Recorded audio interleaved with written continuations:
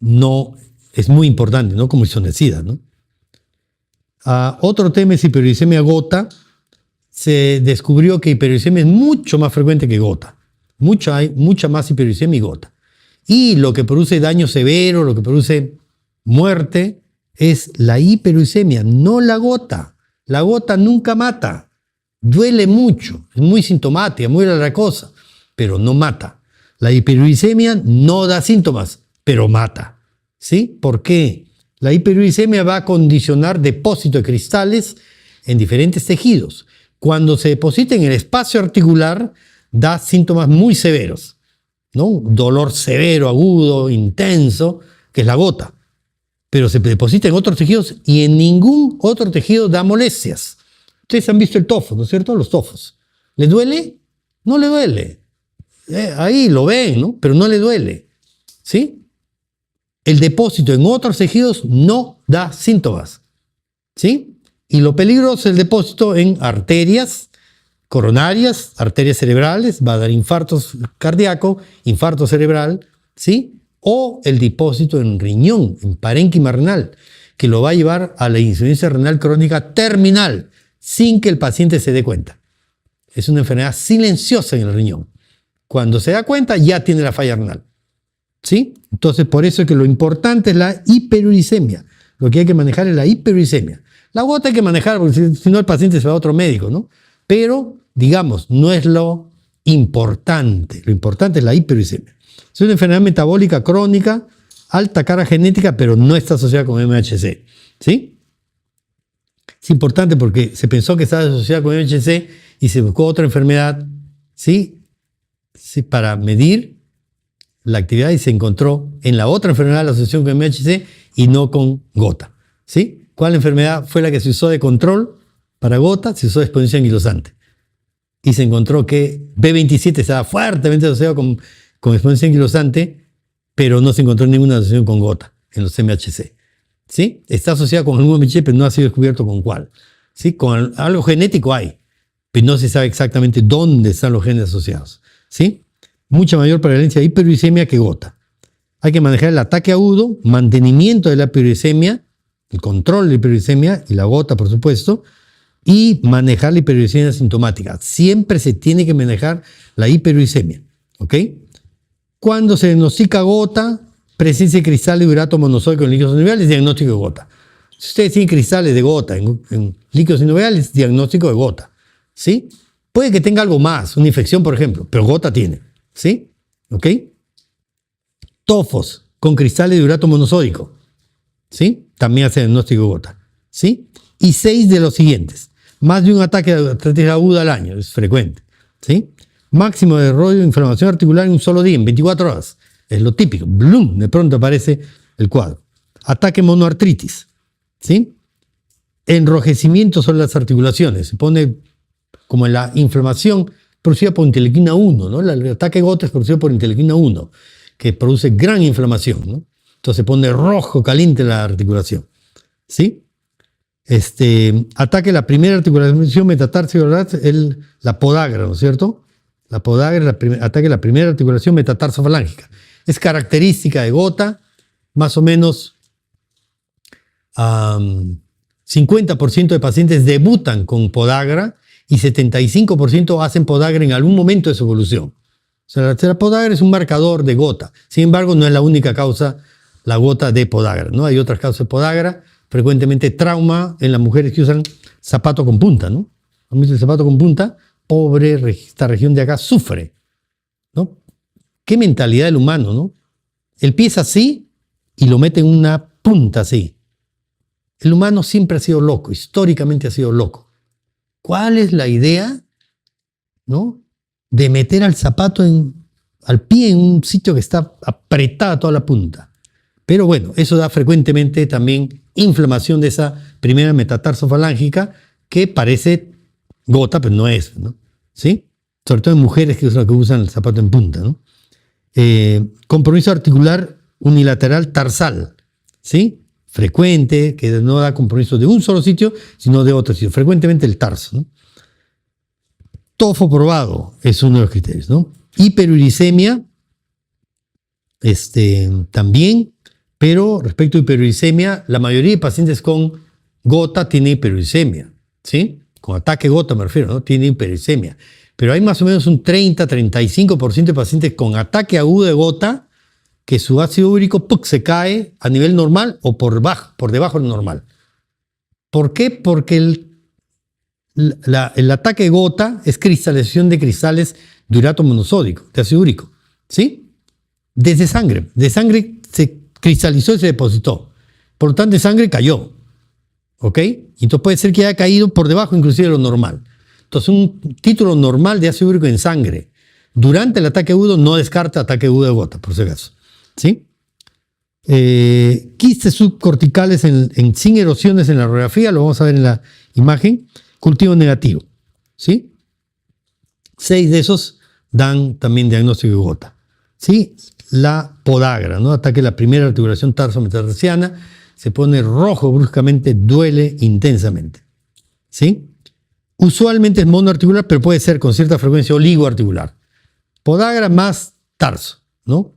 O tobillo más rodilla, ¿no? Así, ¿no? Frecuentemente en miembros inferiores, ¿no? Raramente es poliartritis aguda, raro.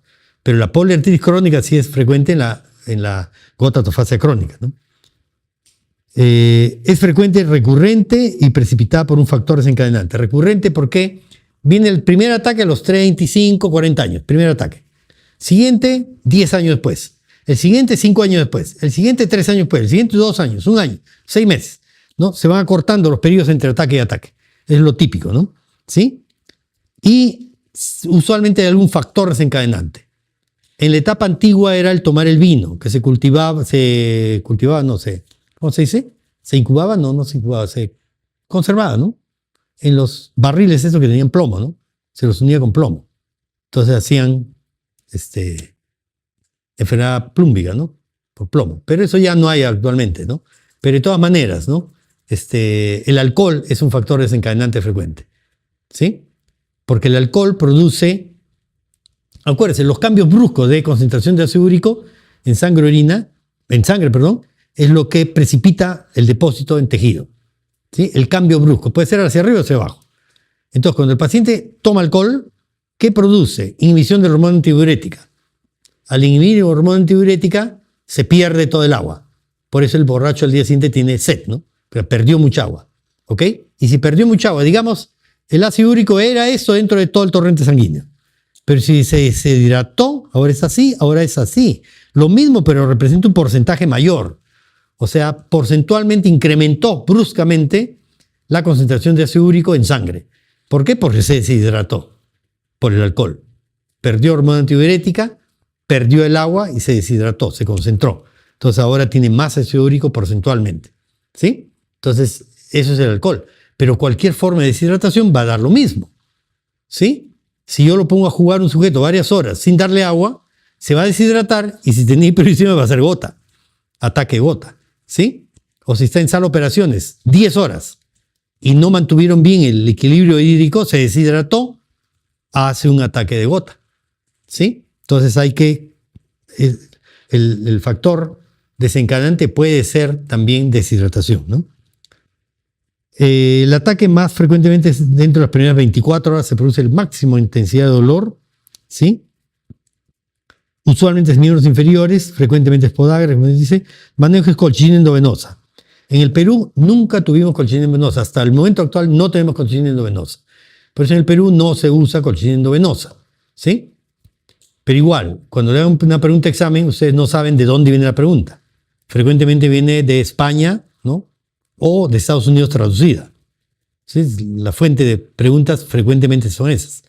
Aquí las que producen en el Perú no son muchas. ¿Ok? Entonces hay que pensar también en la posibilidad de que sea la pregunta de Europa. En Europa, Estados Unidos, el ataque agudo de gota se controla con colchicina endovenosa. Pero aquí en el Perú nunca tuvimos colchicina endovenosa, entonces no hay cómo usar colchicina endovenosa. ¿Sí? Entonces, ¿qué se usa? Y funciona bastante bien. Antiinflamatorios con o sin colchicina. ¿Sí? Acuérdense, colchicina baja la inflamación por mecanismos diferentes, pero baja la inflamación también. Entonces se puede asociar con antiinflamatorios. Tiene mecanismos diferentes. ¿Sí? Cuando el paciente corticoides se puede usar también. pero mayoritariamente ACTH, lo que mejor funciona. Más que prednisona, funciona ACTH, ¿no? Aquí en el Perú, como les digo, no tenemos ACTH, ¿no? Entonces se vuelve complicado ACTH, pero a veces se ha usado corticoides. Pero, de todas maneras, corticoides tienen toxicidad, ¿no? Hay protocolos para usar antiinflamatorios. Los primeros que se usó fue indometacina, pero ya todos los antiinflamatorios han sacado sus protocolos para uso en ataque de gota, ¿sí? Pero lo ortodoxo, digamos, lo clásico ha sido indometacina. Dosis altas el primer día, lo máximo tolerable normal el segundo día, y para el tercer día lo dosis habitual, ¿sí? Colchicina también se puede usar, y corticoides eventualmente. Entonces, hay que controlar el episodio agudo, hay que prevenir la recurrencia, prevenir el depósito de cristales en articulaciones, riñones y otros tejidos, arterias cerebrales, arterias coronarias, ¿ok? Y muy importante, manejar las patologías asociadas, sobre todo si el paciente es duro, no controla fácil con cuando no controla con fármacos habituales, hay que manejarlo todo integralmente. El humano es uno solo y hay que manejar siempre todo, ¿no? Todas las aristas de los problemas. El paciente con hiperuricemia gota frecuentemente es diabético, frecuentemente no controlado, frecuentemente es obeso, frecuentemente tiene hipertensión, frecuentemente no controlada. Por alguna razón, el paciente con hiperuricemia es un paciente descuidado en cuanto a su salud. En realidad no sé cuál es la razón, pero frecuentemente es descuidado en su salud. De repente por eso hace todas las complicaciones, ¿no? Entonces, está diabético, no importa. Está hipertenso, no importa. Está obeso, no importa. ¿Sí? Entonces, no se preocupe de su salud frecuentemente. Entonces, hay que usar cualquier estrategia para poder controlarlo, ¿sí? Lo que yo uso frecuentemente es, si en la primera consulta, segunda, veo que es descuidado, a la siguiente lo cito con la hijita mujer, ¿sí? La hijita mujer es una herramienta muy útil para el diagnóstico, para el manejo, ¿sí? Porque frecuentemente la hijita mujer le llora y el papá va a la consulta. La hijita mujer le llora, el papá va a hacer sus análisis, ¿sí? Claro, una hijita mujer que no sea Google, ¿no? Como es la chica Google. La chica Google moderna, ¿no? Dice, ay no, mi papá es un adulto, ya él tiene que controlar por su cuenta, yo qué tengo que ver, es un adulto, no me voy a meter en su vida, es su problema. Sí, es una chica Google, ¿sí? Entonces, si es así, no nos ayuda, no sirve para nada. Ahí la esposa inclusive es mejor, ¿sí? Acuérdense, la hija mujer tiene más fuerza que la esposa, ¿sí? Entonces, cuando la hija mujer ayuda, es bien útil, pues nos permite el seguimiento del paciente. Por eso la hijita mujer tiene que entender que la vida del papá está en riesgo. Ese es el punto. Si no se controla la hiperuricemia, su vida está en riesgo. Y su salud, por supuesto. Si es falla renal, estar en diálisis, etcétera, complicado. Un paciente con gota que hace falla renal por gota, a ver, trasplántenlo. Hay pacientes que hacen falla renal por otras causas mucho más controlables que se los prefiere cuando se va a trasplantar un riñón. ¿Se acuerdan? El trasplante de riñón es deficitario en el Perú. Hace falta más donantes. Cuando hay un riñón, ¿a quién se lo va a dar? A un gota tofacio crónica, un paciente con lupus que ha hecho falla renal. Se lo va a dar al lúpico, ¿sí? No hay vuelta, ¿no?, que darle. Entonces, hay que controlar todo eso, tabaquismo, etcétera, etcétera.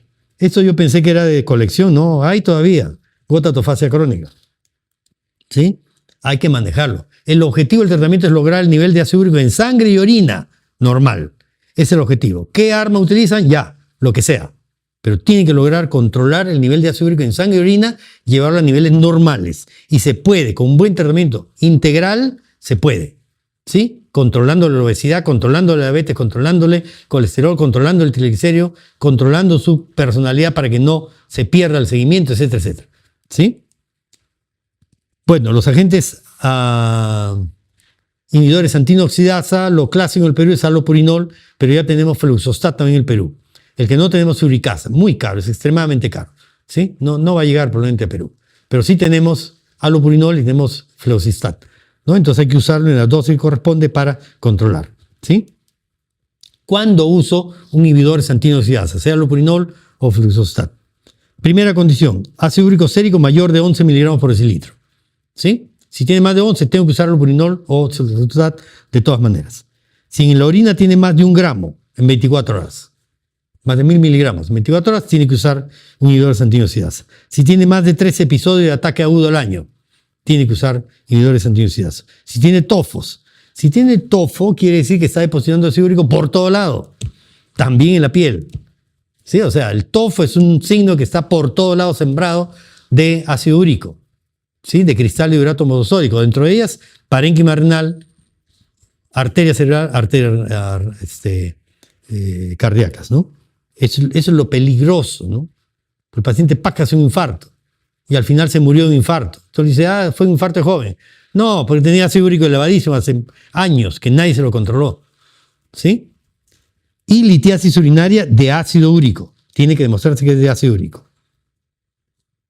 La radiografía de la gota es bien característica, es bien bonita, bien interesante, ¿no? Puede depositarse en plantas blandas, y lo podemos ver en la parte blanda. Característicamente no hace osteoporosis pararticular, a diferencia de la arteria reumatoidea que sí lo hace, ¿sí? Y si hay, es de grado leve, ¿sí? Preserva el espacio articular, no aplasta el espacio articular como lo hace la arteria reumatoidea, ¿sí? Y puede ser periarticular o extraarticular. En foto lo vemos más fácil. Miren, ve. Todo esto acá son tofos. Todo. Dentro del tejido blando o en el hueso.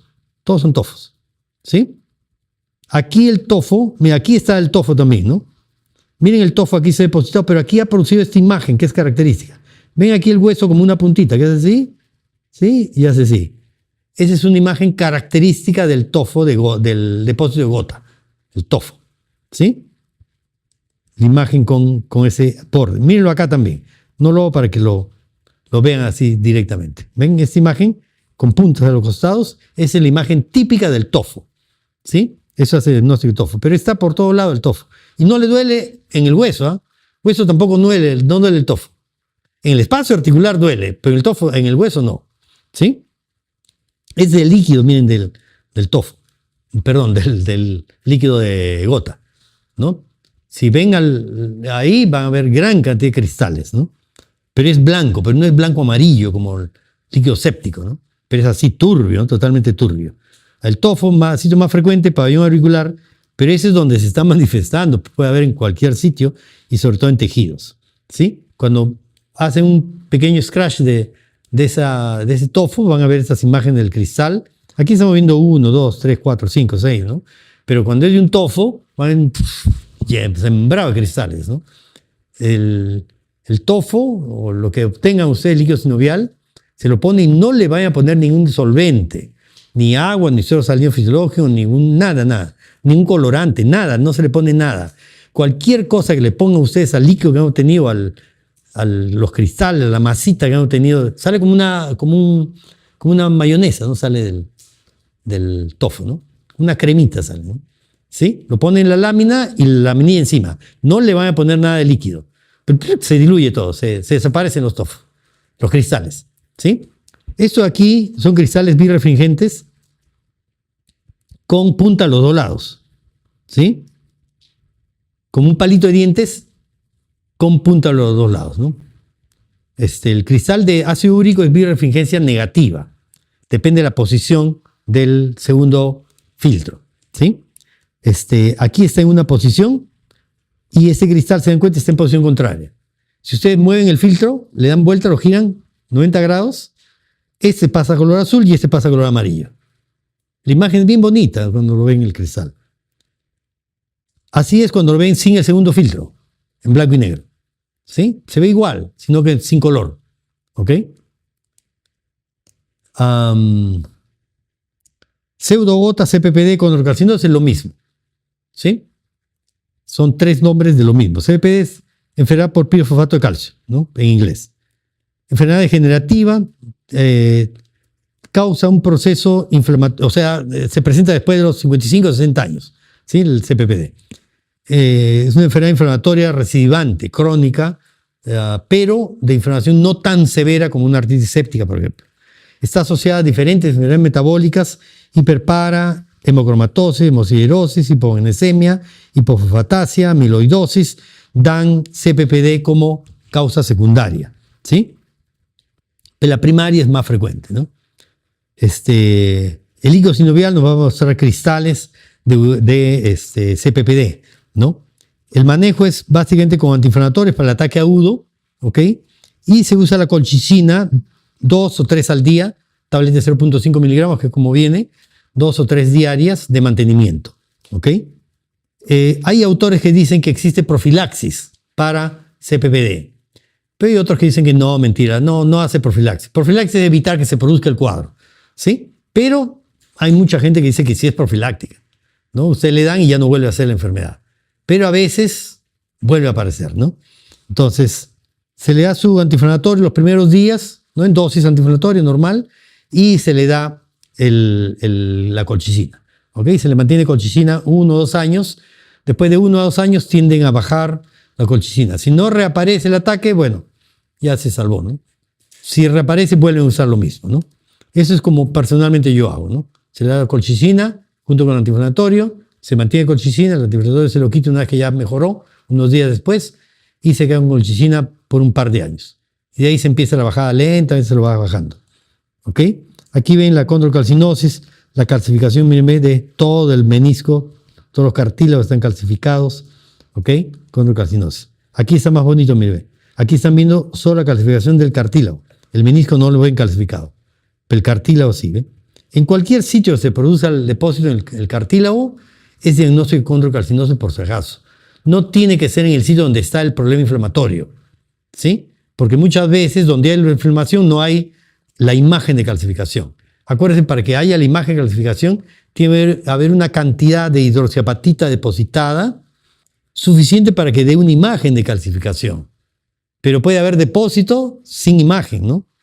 Por eso es que se hace el screening de condrocalcinosis, que es pelvis, muñeca y rodillas. Son los 3 sitios que se toman radiografía para ver si hay condrocalcinosis. Ya. El otro tema, el final, es la vasculitis. La vasculitis en realidad es una caja de Pandora, ¿no? Es una caja donde se han metido diferentes patologías que tienen en común el compromiso de vasos sanguíneos, ¿sí? Esas son las vasculitis. Por lo tanto, las manifestaciones clínicas son muy diversas dependiendo de qué tipo de vasculitis es, ¿sí? Y por lo tanto, también los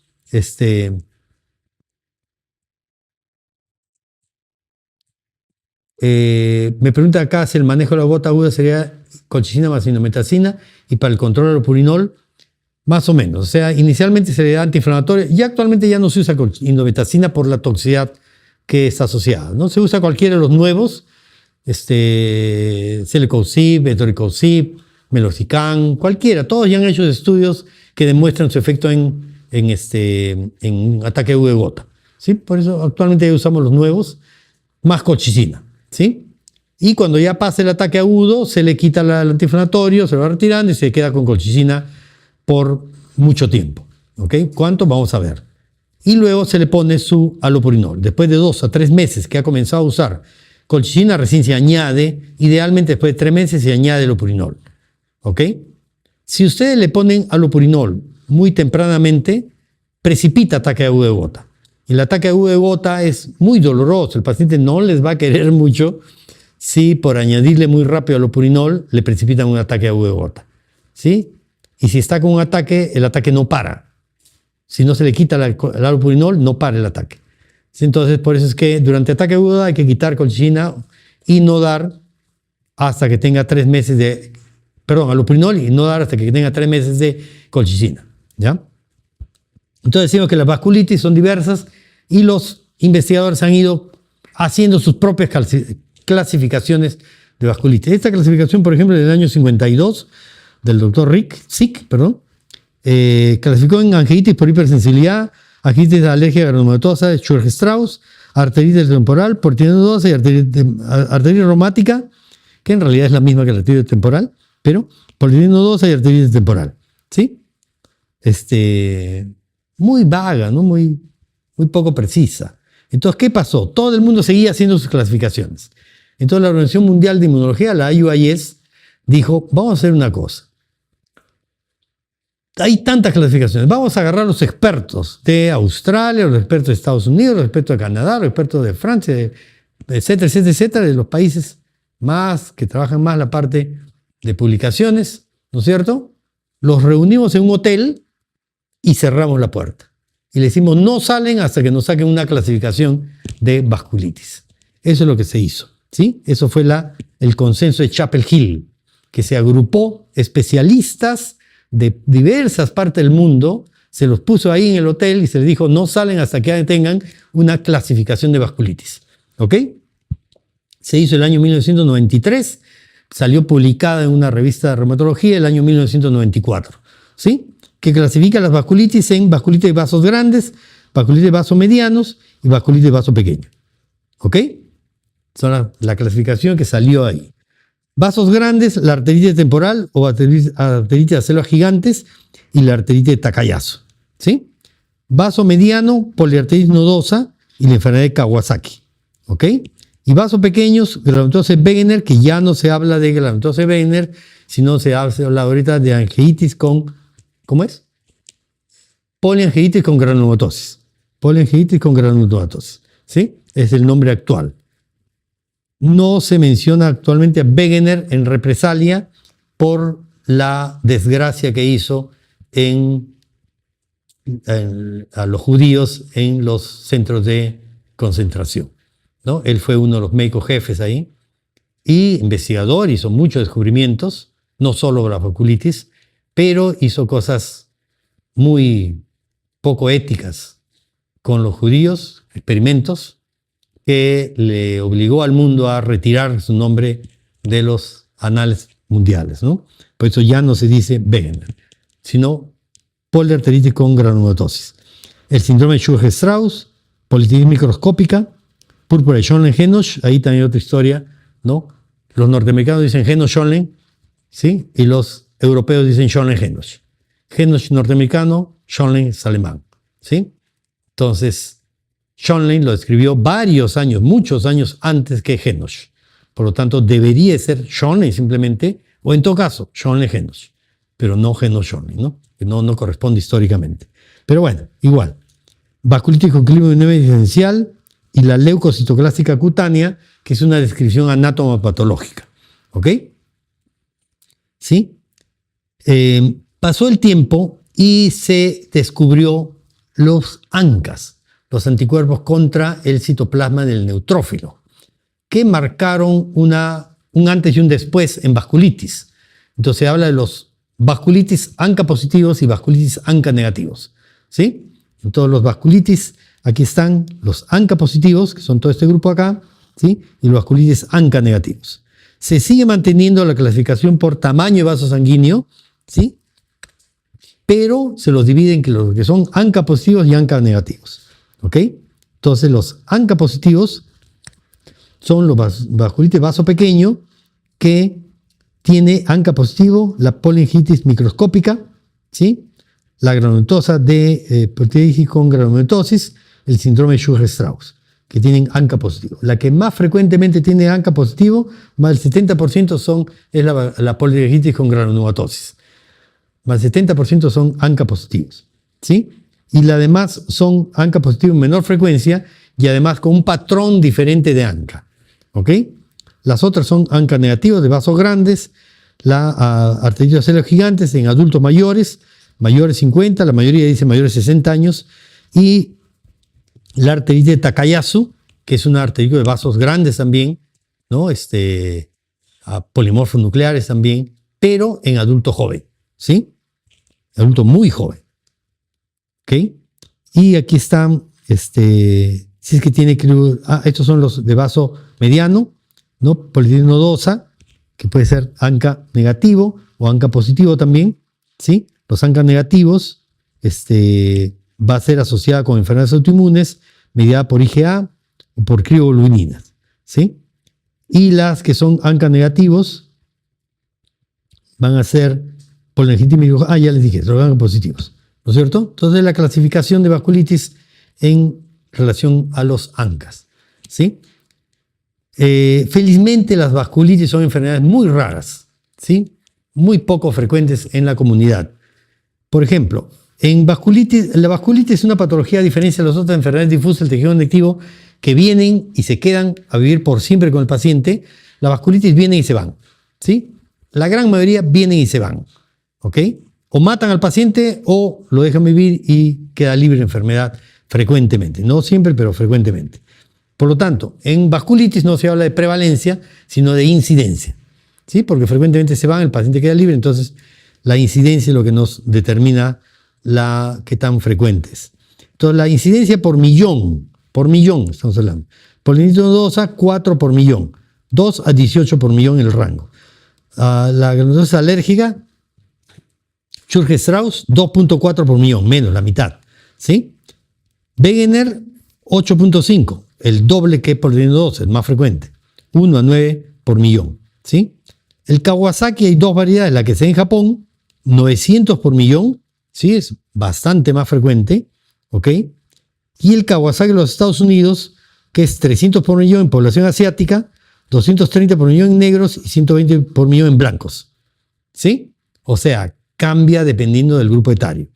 Ahora, polinitis nodosa, edad promedio 48 años, ¿sí? O sea, adulto joven, pero digamos un poquito mayorcito. Ponemos adulto joven mayor, ¿ya? Más o menos. Sexo, poquito más en varones que en mujeres. No hay grupo étnico asociado. Wegener, Churg-Strauss, 50 años promedio también. Grupo joven, adulto joven, no. ¿Cómo era? Adulto no mayor, ya, adulto no mayor. Casi igual en varones que mujeres. Wegener, joven, un poco más joven todavía, 45 años. Un poco más frecuente en varones que en mujeres. Kawasaki en Japón, 1 a 1.5 años de edad. O sea, en niños pequeñitos, muy pequeñitos. ¿Sí? 60% en varoncitos, más en varón que en mujer. ¿Sí? Y en raza japonesa, obviamente. Pero si el japonés se va a Estados Unidos, bajó su prevalencia a 300. ¿Sí? ¿Se dan cuenta? ¿No? Algo hay en el Japón que está predisponiendo a vasculitis. Y cambió ese grupo etario, 3 a 4 años. Se duplicó. ¿Sí? Entonces, más frecuente en asiáticos y en afroamericanos.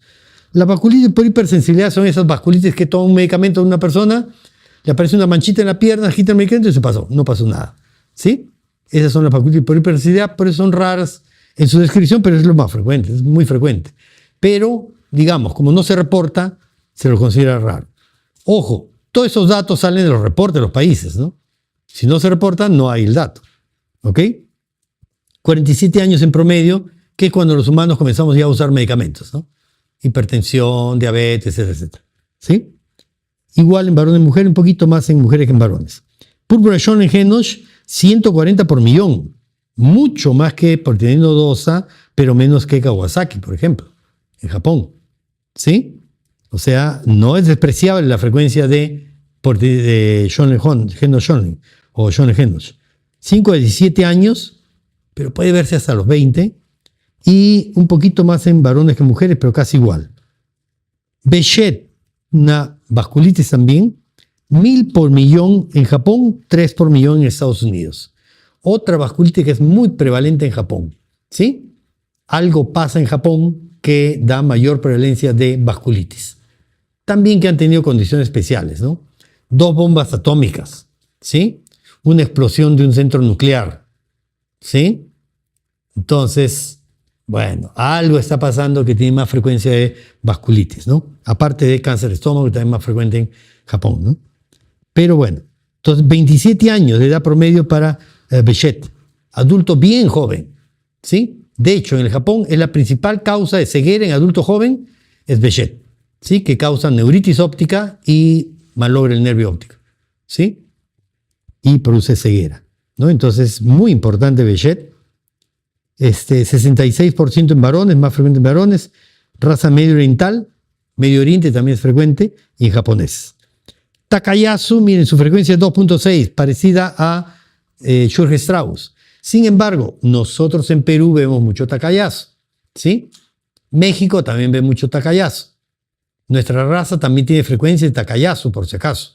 Pero ojo, Perú, México, no reportan, ¿no es cierto? No publicamos, nosotros peruanos, no publicamos, muy baja la tasa de publicaciones. Por lo tanto, la data se obtiene de las publicaciones. Si los peruanos no publican, va a parecer que no se ve Takayasu. Cuando en realidad sí vemos bastante Takayasu, por si acaso. Hay tacayazos en Perú, con cierta frecuencia. ¿Sí? 26% de edad promedio, adulto bien joven, mayoritariamente en mujeres, solo 15% en varones, o sea, 85% son mujeres. ¿Sí? Se dice raza asiática, pero en Perú también hay. ¿Sí? Raza latina también. ¿Ok? Arteritis baselos gigantes del adulto mayor, 178 por millón, parecida a la de Schoenle-Henoch, parecida a la de Kawasaki en blancos norteamericanos, parecida, ¿no? O sea, no es tan rara, ¿sí? Es poco más frecuente. 69 años de edad promedio, se dice que no hay por debajo de 60 años de edad, ¿ok? Y 20% en varones, o sea, 80% es en mujeres, mucho más frecuente en mujeres. O sea, hay algunas enfermedades más frecuentes en mujeres, ¿no? Principalmente raza nórdica europea, ¿no? Algunas, a ver, hay algunas entidades que simulan vasculitis. Lo más importante acá es émbolo de colesterol, ¿sí? O por mixoma auricular, émbolos sépticos o émbolos de colesterol, ¿sí? Causan un cuadro igualito que, miren, aquí está la piel, digamos, ¿no? ¿Sí? Aquí está el subcutáneo y aquí es un vaso sanguíneo grande que se divide, vasos más chicos, y a la piel llegan capilares, ¿cierto? ¿Sí? Digamos, una vasculitis, si es en plano muy profundo, va a ser una vasculitis de vaso grueso, ¿sí? Se va a producir sintomatología gruesa, ¿no? Una ACV, un infarto, ¿sí? Si está callazo puede ser falla renal, ¿no? Por la obstrucción de la arteria grande. Pero ¿qué pasa si la arteria es mediana? ¿Sí? Va a dar acá lesiones de polerina nodosa, puede ser en el riñón, puede eventualmente ser piel y dar lesiones grandes en piel. Pero si es vaso chiquito, va a dar síntomas en una zona de la piel, ¿sí? Digamos acá, la lesión de vasculitis, por obstrucción del vaso sanguíneo. O sea, la vasculitis, la clínica que da es porque se obstruyó el vaso sanguíneo y dejó sin sangre esa zona que irrigaba. Pero si viene, por ejemplo, un émbolo de colesterol, una estructura así, logra pasar por la arteria grande, pasa por la arteria mediana y ¡ploc! Se obstruye acá. Toda esa zona acá, ¿qué va a tener? La semiología de una vasculitis, exactamente igual. Porque la semiología que da la vasculitis es porque obstruyó el vaso sanguíneo. ¿Sí? No es la infiltración ustedes van a ver en la biopsia. Pero en la piel lo van a ver que se cerró el vaso sanguíneo nada más. Por lo tanto, las lesiones que simulan vasculitis no simulan, lucen exactamente igual que una vasculitis. Es lo que tienen que tener claro. Si es un paciente que hizo un paro cardíaco, le hicieron masaje y a la semana está con lesiones de vasculitis, eso seguro que fue émbolo de colesterol, que dispararon y los émbolos han ido migrando hasta que ¡tac! Obstruyeron un vaso y le da una lesión de vasculitis. O un niñito con una septicemia por estafilococo. ¡Pac! Comienza a hacer manchitas en la piel. ¿Sí? De vasculitis. Ustedes lo ven vasculitis. Pero esa vasculitis no es vasculitis. Esa vasculitis fue que el émbolo séptico ¡pac! Obstruyó un vaso sanguíneo y da una lesión de vasculitis. O sea, que la conocemos como vasculitis, pero es por obstrucción del vaso sanguíneo. ¿Sí? Eso es lo que hay que recordar. Micobacterias también pueden producir émbolos sépticos y bacterias piógenas, básicamente estafilococo es lo que más da émbolos sépticos que parecen vasculitis. ¿Sí? Como algunas importantes células gigantes, se ven mayores, criterio diagnóstico mayores de 50 años, cefalea de reciente comienzo, ¿sí? Anormalidad de la arteria temporal del examen clínico. Examine su arteria temporal, a ver si la encuentra. No es fácil encontrar la arteria temporal, ¿sí? Imagínense un adulto mayor que ya tiene sus arterias un poco ateroscleróticas, va a ser difícil encontrar la arteria temporal, ¿no? Aquí lo dice muy fácil, el libro dice así fácil todo, ¿no? Sí, examen con anormalidad de la arteria temporal. A ver, encuentre la anormalidad de la arteria temporal en el abuelito. No es fácil, ¿no? Entonces, ¿qué cosa les ayuda? El engrosamiento de la arteria por el infiltrado inflamatorio y el dolor. ¿Sí? Cuando le tocan la arteria, sienten algo engrosado y doloroso. ¿Sí? De repente no llegan a sentir el pulso, pero sienten engrosado y doloroso. ¿Sí? Eso es lo que hace sospechar que tiene una arteria temporal que está inflamada por una arteritis de células gigantes. ¿Sí? Velocidad de cementación elevada, 50 a 10 minutos por hora, usualmente mucho mayor, ¿no? Y biopsia positiva de arteria temporal, es bien fácil hacer la biopsia de arteria temporal para el cirujano vascular, ¿no? Sí, en consultor externo lo hace, no requiere hacer operaciones, nada. Entonces, si es que requieren, manden a hacer biopsia de arteria temporal, es sencilla. Cuando yo ingresé a la residencia, no pensaba en mandar biopsia de arteria temporal, porque creía pues, que tenía que meterlo a sala, la arteria, de repente circulación extracorpórea, nada. Ahí en el consultorio, tac, tac, sutura, tac, corte, ya toma. Sí es sencillo, ¿no? Entonces no se midan por eso, ¿no? ¿Ok? Lamentablemente la biopsia no siempre va a agarrar la lesión característica. Se ha infiltrado células inflamatorias, ¿no? Con células gigantes, formación de células gigantes. Por eso se llama arteriosis de células gigantes. Pero no siempre la biopsia la va a agarrar. Entonces usualmente uno hace bilateral. Inclusive bilateral no siempre la agarra. O sea, el paciente con arteritis temporal, la biopsia sale negativa. O sea, la biopsia negativa no descarta, pero si es positiva sí ayuda. ¿Sí? ¿Ok? Entonces, 3 de esos criterios hacen diagnóstico. ¿Ok? La arteritis de células gigantes es una sola enfermedad con la polimialgia reumática. Polimialgia reumática, arteritis temporal es la misma enfermedad en momentos diferentes. ¿Sí? Aquí tiene todo el cuadro sistémico. Decaimiento, malestar, fiebrecita, puede haber elevación de transaminasas, velocidad de sedimentación muy elevada, lo característico, por encima de 100 típicamente, ¿sí? Y una clínica que puede ser dolor en la cintura escapular, dolor en la cintura pélvica y nada más, y decaimiento, depresión frecuentemente. Sugiere fibromialgia, ¿no? ¿Sí? Puede sugerir fibromialgia, ¿ok? Y es polimialgia reumática, ¿sí? Pero ¿qué pasa? Si no la tratan, llega un momento en que el engrosamiento de los vasos por la arteria que se ha inflamado, que ustedes no la ven, ¿no? La inflamación de la arteria ustedes no la ven. Lo que ven es cuando la arteria ¡poc! Se cerró. O sea, la inflamación adelgazó la parte interior. Adelgaza hasta que ¡toc! Se cierra. En ese momento recién saben que tiene el compromiso de la arteria, ¿sí? Porque ya se obstruyó y da el ACV, el infarto, lo que sea, ¿sí? Entonces no hay que esperar a eso. Hay que diagnosticarlo antes. Lo ideal es diagnosticarlo como polimialgia reumática, pero se les puede pasar, frecuentemente se pasa el diagnóstico de polimialgia reumática y lo diagnostica cuando tiene arteritis temporal, de cualquier arteria, grande de cuello para arriba, ¿ok? Arteritis temporal es solo de cuello para arriba, ¿sí? Por ejemplo, si una mujer comienza a hablar y de pronto se cansa de hablar, ¿sí? Que una mujer se canse de hablar ya tiene que sorprenderles, ¿no? ¿Sí? ¿Qué cosa está pasando? La arteria lingual está engrosándose. Entonces, ¿qué pasa? Cuando ustedes hablan mucho, la lengua se mueve mucho, ¿no es cierto? O sea, requiere un músculo que requiere bastante sangre, ¿no? Cuando comienza a moverse mucho, necesita dilatar la arteria para llevarle más sangre. Como siempre hemos hablado de ese mecanismo.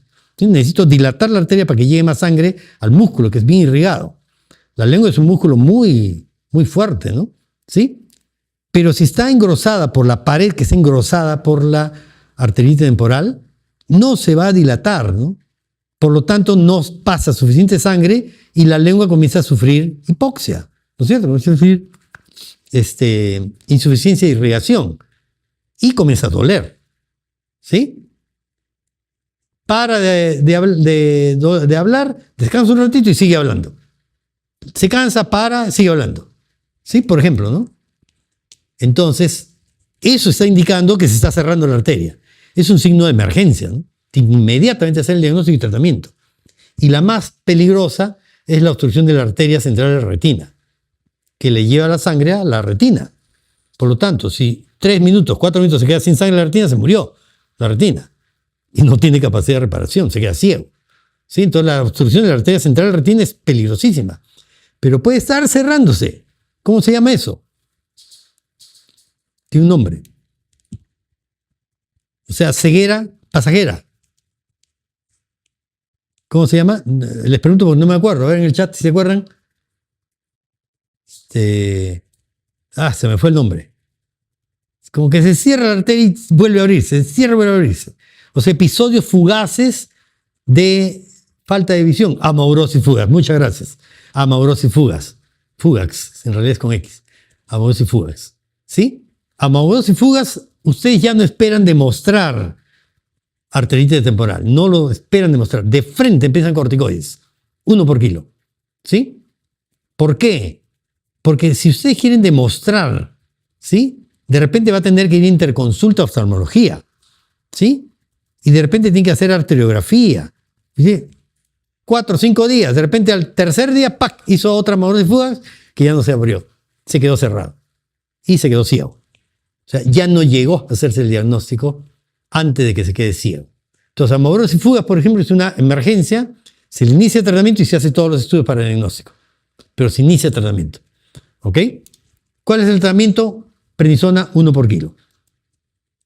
¿Sí? Actualmente, por la toxicidad que le va a dar la prednisona 1 por kilo, se empieza prednisona 1 por kilo junto con metotrexate. ¿Sí? 15, 20 miligramos a la semana de metotrexate junto con prednisona 1 por kilo. De tal manera que va a pasar menos tiempo hasta que ustedes comiencen a bajar la dosis de corticoides. Si le dan solo corticoides, van a tener que bajarlo un año, año y medio después. Si le dan metotrexate, después de que ya funcionó metotrexate, que es 3-4 meses. Pues 3-4 meses ya comienza a bajar la prednisona para darle menor toxicidad por corticoides, ¿no? Takayasu, edad de inicio menos de 40 años, usualmente es adulto joven, muy joven, ¿no? Claudicación de extremidades. Claro, el paciente no va a decir, doctor, vengo con claudicación de miembros superiores. Eso no va a decir, ¿no? ¿Qué va a decir el paciente? Digamos, la claudicación de miembro superior derecho. Como le digo, 80% de mujeres. Por lo tanto, va a ser mujer, que tiene pelo largo, que se peinan, ¿no es cierto? ¿Qué va a decir? Doctor, no sé qué está pasando. Hace unas semanas me estoy peinando y se me cansa el brazo. Tengo que parar de peinarme y sigo peinándome. ¿Qué está haciendo? La arteria se está achicando. Como le digo, cuando tiene que funcionar el músculo, tiene que abrirse la arteria para llevarle más sangre. Pero si está engrosada la pared por el infiltrado inflamatorio, no puede engrosarse, está todo engrosada, pues, ¿no? No puede dilatarse, no lleva sangre y hay claudicación de la extremidad. ¿Sí? Entonces, eso es lo que dice el paciente, doctor. Estoy peinándome y me canso. Estoy agarrado el micro y me canso. ¿Sí? O estoy subiendo la escalera, me duele el muslo. Me duele, ¿por qué? El muslo es que levanta a la persona en la subida de escalera o con la que sube en la bajada, ¿no es cierto? Entonces requiere mucha sangre. Si está la arteria cerrándose, engrosamiento, no dilata y le produce isquemia, ¿no? Entonces, la claudicación de extremidades es lo que viene diciendo el paciente usualmente, y ahí ya lo examinan bien y encuentran disminución del pulso en las arterias. Por eso se llama enfermedad sin pulso. ¿Ok? Ojo, bien importante que me ha pasado. ¿Sí? Ustedes ven la mano caliente, roja. ¿Sí? No le encuentran pulso. Dicen, uy, no, me equivoqué, no es Takayasu. ¿Por qué? Porque tiene pulso. ¿Sí? Pulso normal. Pero la mano está caliente y roja. ¿Sí? ¿Qué pasó? Son personas jóvenes, con una capacidad regenerativa buena. De tal manera que cuando la arteria se va cerrando, antes que termine de cerrarse, formaron colaterales, gran cantidad de colaterales. Y la colateral lleva la sangre a la mano. ¿Sí? Entonces ustedes lo tocan, ahí está el pulso. ¿Sí? No, no es el pulso. Y ustedes dicen, es una variante, tiene el pulso por debajo del túnel carpiano, por eso no lo palpo. No, no es que no es una variante. No hay pulso. ¿Sí? Pero es la mano caliente, entonces hay discordancia. Le hacen la arteriografía y ven eso, ¿no? La arteria ¡poc! Cerrada, un stop, y gran cantidad de circulación colateral. ¿No? Entonces, que no encuentra el pulso, tiene que sospechar que es Takayasu. ¿Sí? Por eso se llama enfermedad sin pulso. Diferencia en la presión arterial de más de 10 milímetros de mercurio entre el lado derecho y el lado izquierdo, tanto en miembros superiores como inferiores. Takayasu, diferencia arterial temporal, que solo es cuello para arriba, puede ser en el arco aórtico ascendente, transverso, descendente, torácico, lumbar. ¿Sí? En cualquier parte. Se le llama tipo 1, tipo 2, tipo 3, tipo 4. ¿Sí? De Takayasu. Cualquier sitio puede ser el proceso obstructivo. Puede ser en un lado, puede ser en los dos. ¿Sí? Depende dónde agarra la arteria. ¿Ok? Entonces, hay que buscar todo, ¿no? La presencia de soplo en la arteria subclavia o aorta abdominal es casi patognomónico, ¿no? De Takayasu. Mujer joven, ¿por qué va a tener un soplo? ¿Sí? Pero el problema es encontrar el soplo. A ver, encuentren el soplo. Felizmente ahora ya es fácilmente una ecografía, ¿no? Doppler, ¿no? Es un Doppler y encuentran el soplo, pero así con estetoscopio es difícil actualmente. Pero antes que no había ecografía, cuando yo era médico, no no había ecografía, ¿no? Entonces teníamos, todo era oído nomás, ¿no? Entonces era difícil, es difícil, hay que concentrarse, usar la campana del otro lado, ¿sí? Lo que pasa es que le dije que a las 12 termina la clase y hay algunos doctores que quieren consultar cosas. Le dije, a las 12 termino, 12 y media todavía no terminamos. Y la otra es la arteriografía. ¿Perdón? ¿Podemos qué? Sí, sí, claro. La arteriografía normal, actualmente ya se hace arteriografía simplemente, o sea, muy sencillo, cualquiera lo hace, ¿no?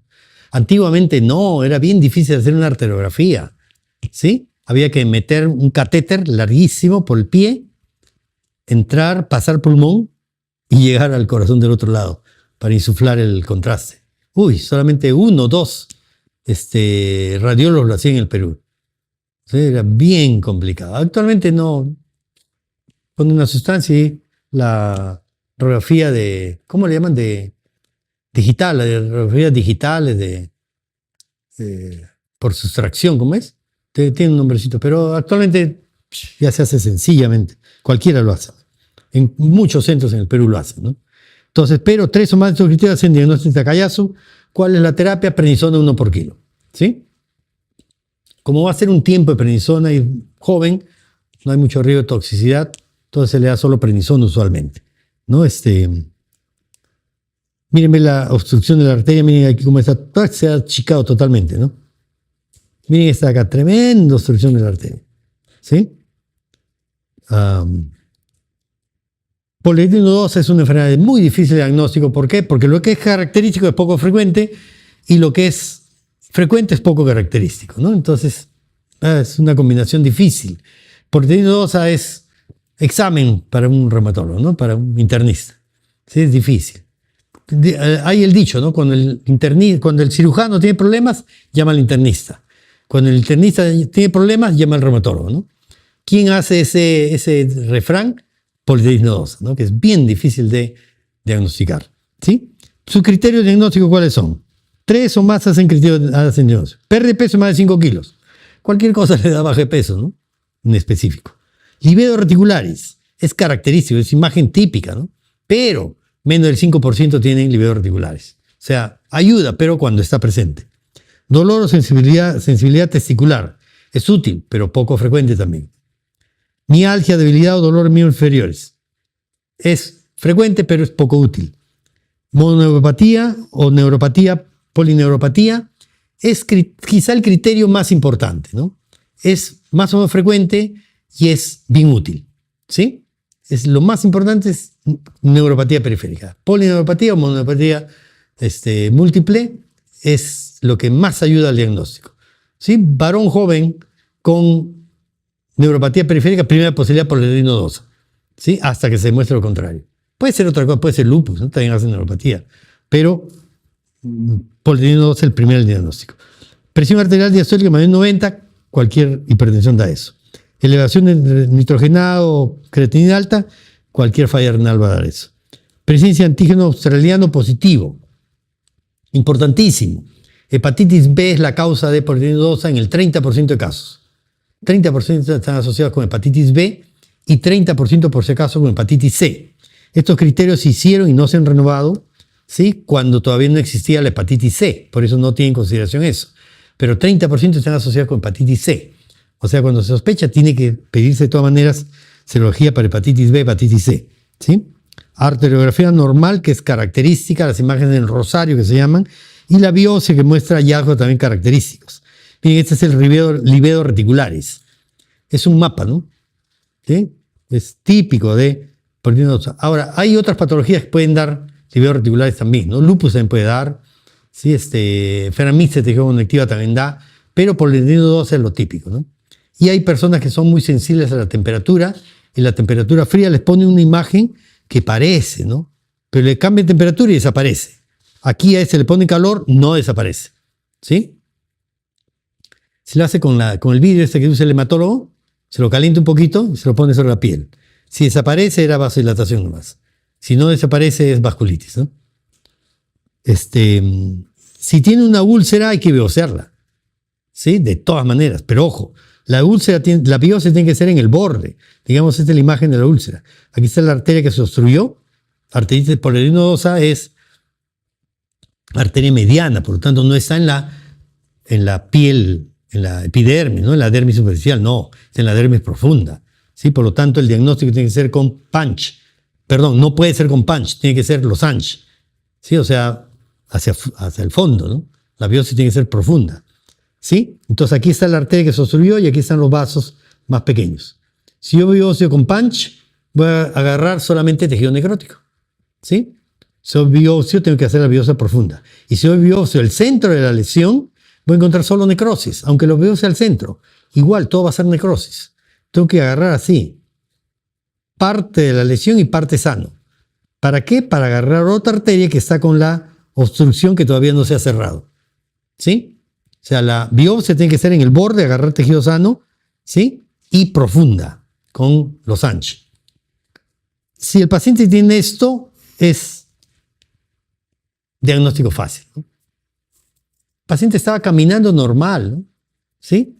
Estaba varios días ya en el piso, con fiebre de origen oscuro, ¿sí? Pero no sabíamos qué tenía. Y no venía el neurólogo. Entonces el asistente piso le dijo al residente, ¿sabes qué? Me traes el neurólogo y no regresas hasta que traigas un neurólogo. Entonces ya, pues, como sea, trajo el neurólogo se encerró con el paciente media hora y salió y dijo, ya, tiene polineurosis. ¿Qué? ¿Cómo así? ¿Por qué? Tiene neuropatía periférica. ¿Por qué? Venga. Levanta el dedo. Este no lo levantaba. Levanta el otro. No lo levantaba. Neuropatía periférica. ¿Sí? Acuérdense. Antes era bien difícil hacer electromiografía. Ahora ustedes piden electromiografía y se acabó. Ahí sale la neuropatía periférica. ¿No es cierto? Pero antes no había, no existía. ¿No? Entonces el diagnóstico era clínico. ¿Sí? La electromiografía era uno que otro paciente que podíamos hacer porque el otro no podía. ¿Sí? La electromiografía en el Ministerio de Salud ha llegado tarde. En el principio, cuando yo me formaba, no había electromiografía accesible, solo había privado. Y era caro. ¿No? Entonces, clínico tenía que ser el diagnóstico. Entonces, ese dedito que no se levantaba cuando el paciente quería levantarlo, ahí está su neuropatía periférica. Si era una mononeurosis múltiple, levanta la mano, no levanta. Ahí es muy fácil, ¿no? Mononeurosis múltiple. ¿Sí? Pero es lo que mejor dato da para sospechar polineurosis nodosa. Miren la imagen, ¿no? Dilatada, obstruida, dilatada, ¿no? Rosario, por eso se llaman imagen en rosario. ¿Sí? Esta es arteriografía de un hígado, ¿no? Entonces, tratamiento de polineurosis nodosa, prednisona 1 por kilo y ciclofamida. Lo ortodoxo es vía oral, 100 miligramos diarios, pero nosotros tenemos mucho temor de usar ciclofamida oral. Los efectos colaterales que hemos visto han sido desastrosos, por lo tanto no lo usamos. Pulsos endovenosos de ciclofamida, siempre usamos pulso endovenoso, ¿sí? Que es mucho menos tóxico. ¿Ok? ¿Por qué? Porque la polineurosis nodosa da daño renal y produce IRCT rápidamente. Entonces tenemos que atacar la enfermedad rápidamente, comenzando con prednisona y luego pulso de ciclo. Luego en unos meses ya se va bajando prednisona hasta retirarlo. Y se queda con unos meses de ciclofamida, par de años, 3 años, y de ahí se va retirando lentamente y se ve algún parámetro que nos sirva para evaluarlo. ¿Sí? Wegener o polineurosis con, ¿cómo es? Con granulomatosis. ¿Cómo les dije que era? Poliarteritis con granulomatosis, ¿no? Poliarteritis con granulomatosis, ya. Igual todo el mundo le dice Wegener. Pero bueno, tiene compromiso renal frecuentemente. Ese es el peligro de Wegener, igual que polineurosis nodosa. Da compromiso renal y muy agresivo. Pero Wegener puede ser que comprometa solo vía respiratoria alta y no riñón, no abajo, o puede ser que comprometa riñón y no vía respiratoria alta. ¿Sí? Entonces, Wegener es más variable, ¿no? Entonces puede tener compromiso renal, puede tener compromiso de vía respiratoria alta, frecuentemente, oído, nariz, garganta, o aparato respiratorio bajo también, ¿sí? O sea, pulmón, ¿no? Puede producir estenosis glótica y da ¿cómo se llama ese sonido? Voz gutural, ¿no? Característico, ¿no? porque no pasa, ¿no? El paciente dice, no, un resfrío y después no pasa, ¿no? Entonces, puede ser poliarteritis con granulomatosis. Puede dar infiltrados pulmonares, con cavitaciones inclusive, ¿sí? Confundiendo con tuberculosis, ¿no? Nódulos pulmonares, hemoptisis. Puede dar compromiso ocular también, conjuntivitis, proptosis, compromiso articular, artralgias, artritis, compromiso de piel, vasculitis, piel, neuropatía periférica, pericarditis. En realidad puede dar de todo Wegener, ¿no? Puede dar compromiso de la mucosa nasal, produciendo esta Siegel-Montag, ¿no? Característica de la Siegel-Montag. Criterios diagnósticos de inflamación oral no nasal, radiografía de tórax anormal que muestra infiltrados, nódulos o cavitaciones, sedimento urinario normal por el compromiso renal, proteinuria, hematuria, leucocituria, cilindros, ¿sí? Inflamación granulomatosa en la biopsia, granulomas en la biopsia que se hace, ¿no? 2 o más hacen criterio diagnóstico de Wegener. Como se dan cuenta, son muy poco precisos, ¿no? Estos criterios. La clínica es lo que manda, ¿no? Paciente adulto joven que comienza a tener fiebre, ¿no? Usualmente. Y comienza a tener compromiso de vía respiratoria alta, hace una sinusitis purulenta, lo ve el otorrino, le da tratamiento antibiótico, ¿no? Mejora y 1 mes, 2 meses después vuelve a tener otra vez purulento, otra vez hace laringoscopía, otra vez está con una sinusitis, radiografía sinusitis, ¿no? Le da tratamiento, mejora y al tiempo otra vez se comienza a tener compromiso en la vía respiratoria, ¿no? Ronquera, no pasa, etcétera, etcétera, ¿no? O comienza a tener lesiones en la piel, ¿no? El epiosen es una vasculitis leucocitoclástica, porque la biopsia no ha ido a planos más profundos, ¿no? Entonces, eso es lo que hace sospechar. Miren esta imagen, lamentablemente hay mucha luz, creo que no lo ven. No sé si se ve ahí. ¿Ven la caverna acá? ¿Se ve? Sí, ¿no? Ya. Exudados, por acá, por todo lado. Lesiones exudativas y caverna por ahí. Sí, es la única caverna. ¿Sí? ¿TB? ¿Puede ser TB? Primero va a ser BK negativo. Pero a veces dicen BK negativo. No, una lesión exudativa tiene que tener BK positivo. No es posible. Exudación quiere decir inflamación. Si hay inflamación, hay ruptura de bronquio. Y por ahí está saliendo micobacterio. O sea, una lesión exudativa no puede ser BK negativo. ¿Sí? Siempre una lesión exudativa así, que sale BK negativo, casi descartado TB. ¿Sí? Claro, tiene que hacer todo el proceso para descartar que tiene BK negativo, ¿no? No es tan simple, ¿no? O sea, no es solo esputo, ¿no? Tiene que hacer todos los procesos invasivos, todo para probar que es BK negativo, pero BK negativo, una imagen así, no puede ser TB. ¿Sí?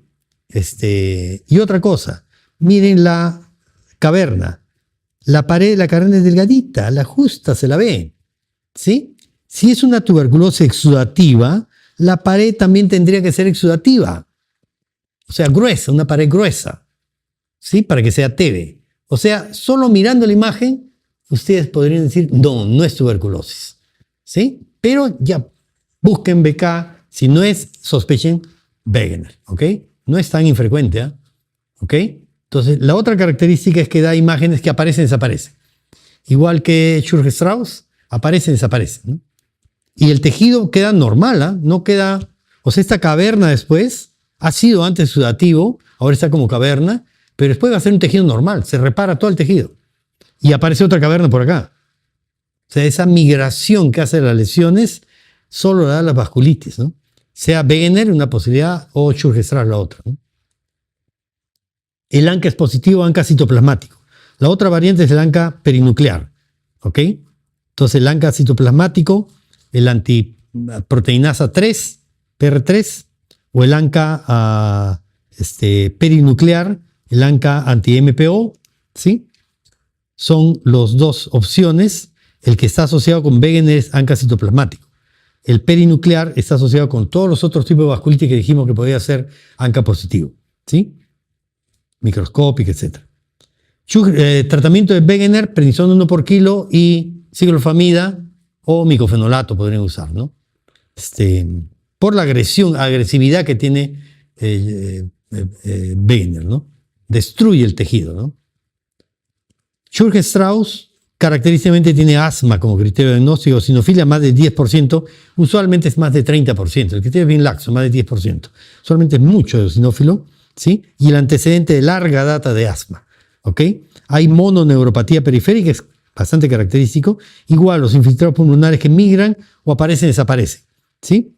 Eso solo da vasculitis, no hay otra opción.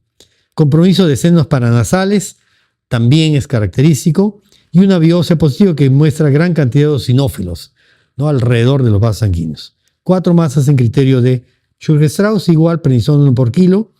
Miren, otra patología. Mujer joven, 29 años, púrpura palpable, hipoestesia en la cara externa de la pierna izquierda, o sea, neuropatía periférica, compromiso renal, PSG 40, proteinuria 1.63, proteinuria, digamos, significativa, depuración normal, antinuclear negativo, ANCA negativo, DNA nativo negativo, o sea, con lupus no es, complemento normal, ¿sí? El diagnóstico fue poliangitis microscópica, ¿sí? Por todas estas lesiones de vasculitis que tenía, ¿sí? Apenas llegó, se hospitalizó. Pero no por esto, por eso de repente no lo hospitalizaba. ¿Por qué se hospitalizó? Por eso de acá. Una radiografía que mostraba múltiples exudados densos que en ambos campos pulmonares, que se hizo broncoscopía, biopsia, y el diagnóstico fue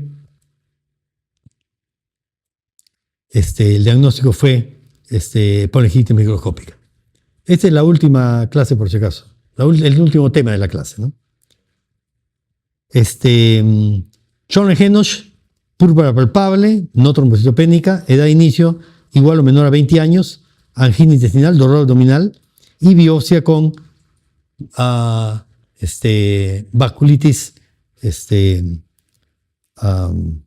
vaso pequeño, con infiltración de polimorfos nucleares, con restos nucleares en el vaso venoso proximal, ¿no? Es lo característico. El patólogo les va a decir vasculitis leucocitoclástica. Leucocitos clastos, núcleo de leucocitos. Leucocitoclasto es el núcleo de leucocitos, ¿sí?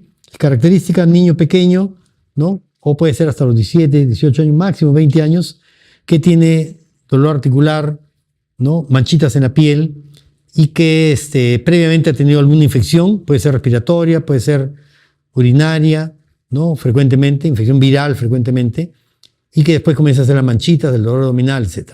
Puede haber un poquito de hematuria en los que van haciéndose más grandecitos, ¿sí? 2 o ellos o más hacen criterio de Schönle-Henoch. El tratamiento es básicamente reposo en cama, ¿sí? Es un niño pequeño, 5 años, 7 años, 9 años. ¿Cómo lo mantienen en la cama un niño pequeño? Posible. Y las manchitas pican. Ese es su argumento. Como le pica la manchita, le dan un antihistamínico para que no le pique, ¿sí? Pero no le den los nuevos, le dan clorofeniramina, el antiguo. ¿Por qué? Clorofeniramina pasa barrera mesocefálica, da sueño.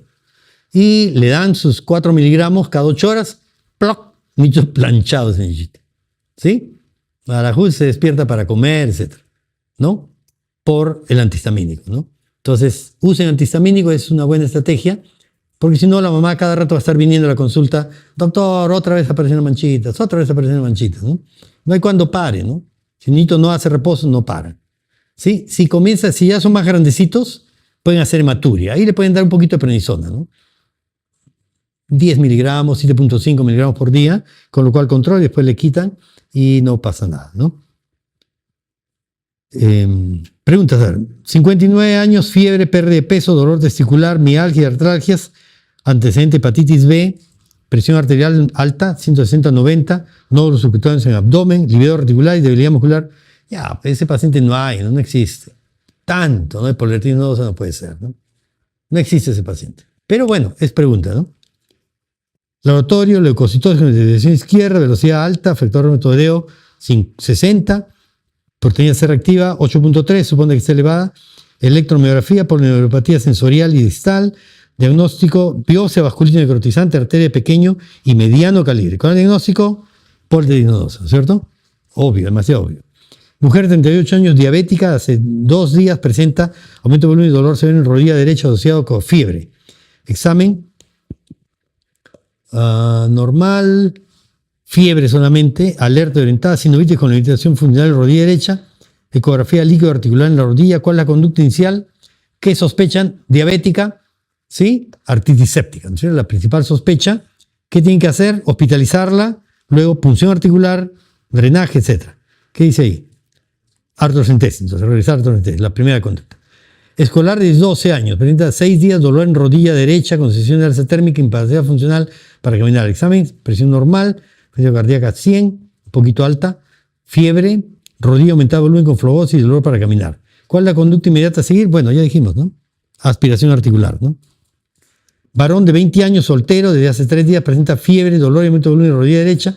Al examen, pápulas y pústulas, hemorragia en muslos, con aumento de volumen, enrojecimiento y aumento de temperatura en la rodilla derecha.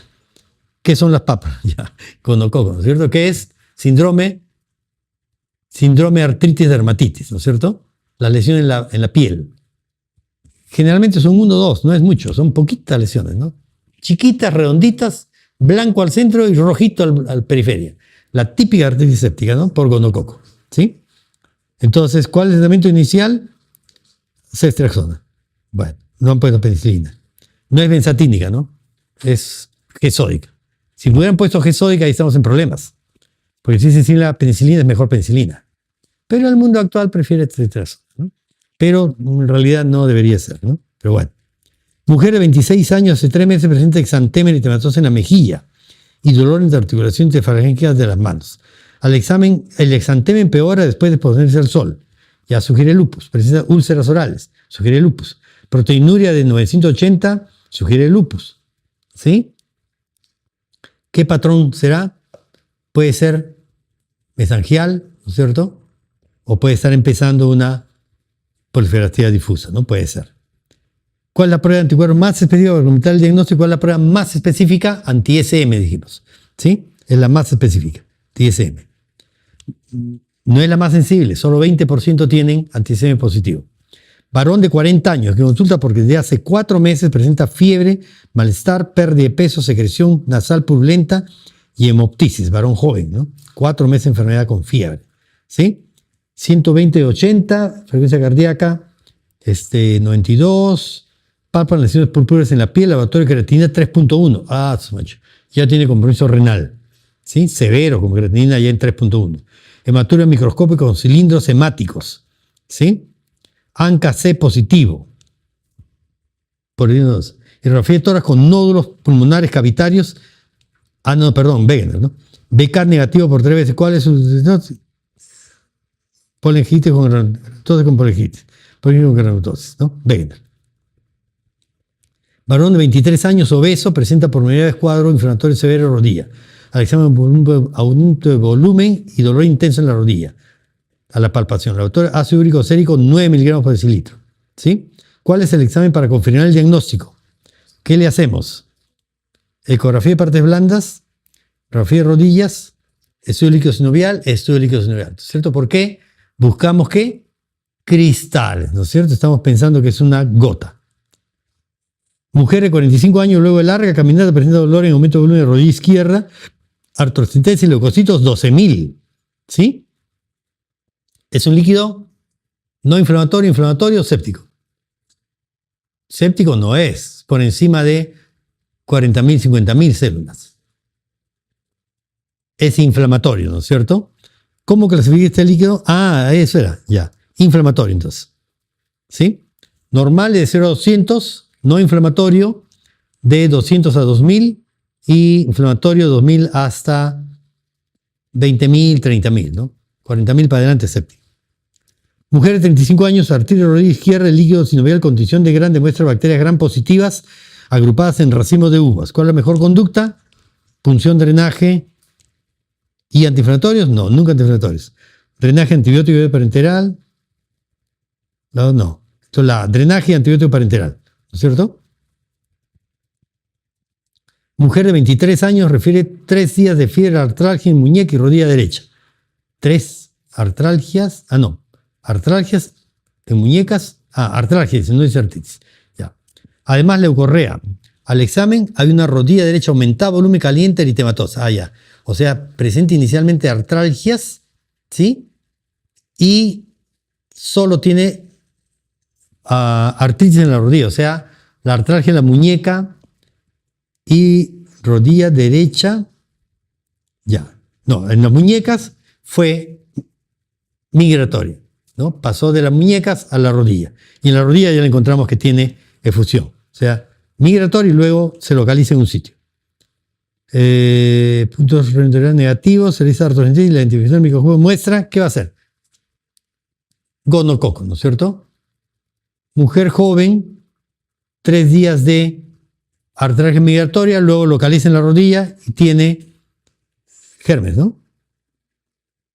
No dice germes, pero eso debe ser gonococo, entonces sería diplococos gram negativos, sería la respuesta. Varón de 60 años, de 63 años, presenta dolores articulares episódicos, actualmente con ácido úrico de 8 miligramos por decilitro, sin dolor articular. El examen se prueba en tofos, en el pabellón auricular, rodillas y codos sin signo de fibrosis. ¿Cuál sería el tratamiento más apropiado en este momento? ¿Sí? Habría que hacerle todo el estudio, ¿no? Porque si está con tofos y en 8 de ácido úrico en sangre, todo lo está perdiendo por orina, depende, ya tiene litiasis, etc. ¿Sí? Entonces, ¿qué sería en ese momento? Colchicina, ¿no es cierto? Colchicina primero, luego purinol. Pero la respuesta debería ser colchicina. Pero bueno, aquí lo que ha querido saber es que ustedes saben que tiene que recibir allopurinol.